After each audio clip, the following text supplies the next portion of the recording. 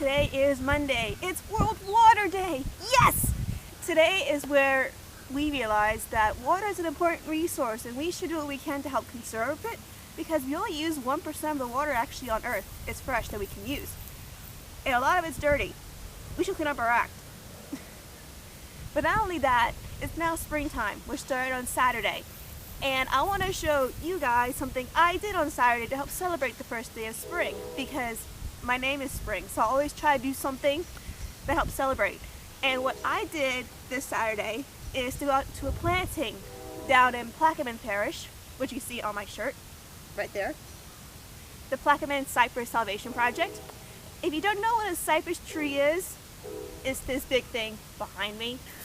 And this cypress tree is really, really tall. But the bald cypress is actually our state tree here in Louisiana. It is saltwater tolerant, but it's not saltwater resistant. So after the hurricane, we did lose a lot of them. So things like the Plaquemine Cypress Salvation Project, or what I used to do with the AWCC, is natural ways to help restore our wetlands by reforesting, by actually taking people and going out and planting these trees. So I want to show you what a planting actually looks like. This took place in Pilottown, Louisiana, which is down by the mouth of the Mississippi River.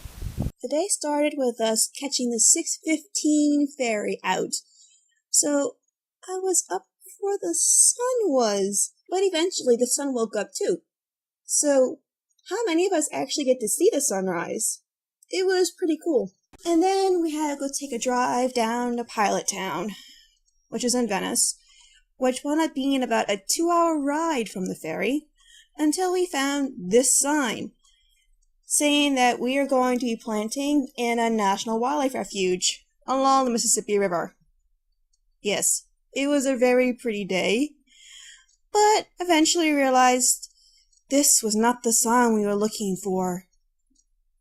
We actually had to drive back down the road until we found this sign, because these are the guys who'll be helping us out today with their boats. These particular boats that we were able to ride on today are called pilot boats. You never really realize just how wide the Mississippi River is until you find yourself going down the middle of it. And it was kind of weird because when I first went down there, I was an adult volunteer / chaperone for some of the high schoolers and middle schoolers they had, but they thought I was 16. I am 25 years old. 16, 25. 9-year age difference? Come on! And the area really needed help. You could see where the shoreline used to be before the land eroded away by the former tree line. It's a good thing we're coming to plant here. When planting, a dibble is your best friend. Think of a dibble as a cross between a shovel and a spade. It is extremely easy just to put that dibble in the ground and create a hole, as my sister is doing right now. You see how easy that is? It makes planting just that much more simple. Oh, how I love you, Mr. Dibble. After that, you take tree and insert it in the hole. And then you take your dibble again, and you do what's called backfill. So you go behind the tree, then press forward on your dibble, and that takes the soil from the bottom and helps it lift towards the top. Then you take your boot and you shift the soil around just to make sure the tree is stabilized. Then you give it a little tug, and voila, planted tree. However, watch out for snake dens and coon tracks and nutria prints. Never plant in a nutria trail. You see this coyote print? This is where not to plant a tree. Honk wallow. It's really surprising what you find though. Like this oak tree. The soil has been washed away due to erosion, but you can see the entire root system still there. The groundwork is gone, but the roots stay strong.